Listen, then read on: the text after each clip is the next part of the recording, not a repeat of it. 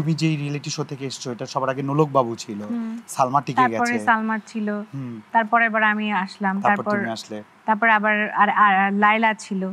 কিন্তু দেখো লায়লা, নোলক বাবু মোটামুটি আমরা যেভাবে আশা করেছিলাম ওই জায়গাটায় ওদেরকে পাচ্ছি না, ওই ব্যস্ততাটা দেখছি না।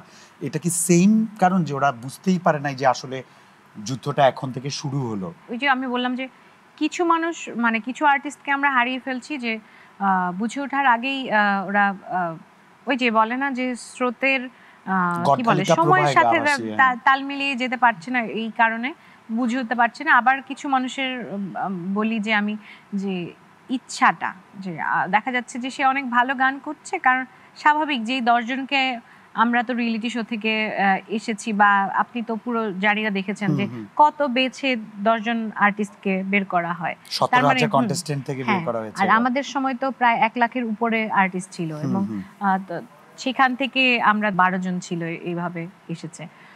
তো দেখা যায় যে কিছু আর্টিস্ট ভালো, আমরা জানি, দেখা যায় আমি গান করছি, আমি জানি আমি ভালো করতে পারছি, আরেকজন একটু কম ভালো করছে, সেই মনে হচ্ছে জায়গা একটু বেশি পাচ্ছে, আমি ভালো গান করছি, আমি পাচ্ছি না।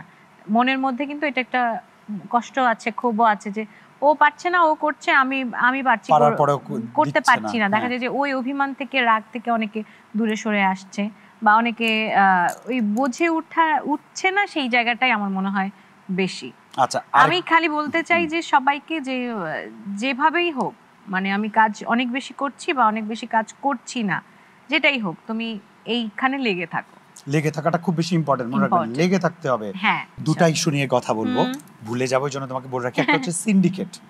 তোমার একদম স্টার্টিং টাইম থেকে আজ অবধি তুমি কখনো ফিল করেছো যে না এখানে সিন্ডিকেট আছে, আমাকে ওটা মেনটেন করতে হবে, বা আমি সিন্ডিকেটের কারণে বাদ পড়েছি, এরকম তোমার কখনো ফিল হয়েছে?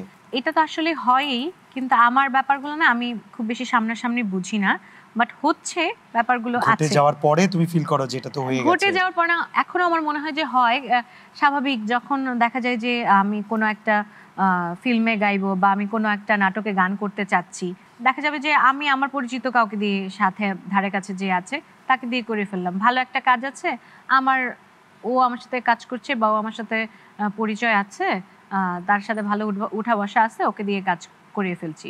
এই কাজগুলো কিন্তু ইন্ডাস্ট্রিতে হয়, এটা আমি শুরু থেকেই দেখছি। খুব কম কাজ আছে বা খুব কম জায়গা আছে যেখানে প্রোডিউসার বলেন বা ডিরেক্টর বলেন, তারা মনে করে যে এই কাজটা ওকে দিয়ে করানো গেলেই ভালো, বা এই কাজের জন্য ওই যোগ্য। ওই হিসেব করে কাজ কম হয়, খুব কম হয়। এখানে অনেকগুলো ফ্যাক্টর থাকে, এই ফ্যাক্টর অনুযায়ী হ্যাঁ, মাঝখানে দেখা যায় যে ও আমার পরিচিত, ও আমার পরিচিত, হ্যাঁ এটা ওকে দিয়ে করে, এই জায়গাটা ভালো হয়েছে, মানে এইভাবে কাজ হচ্ছে।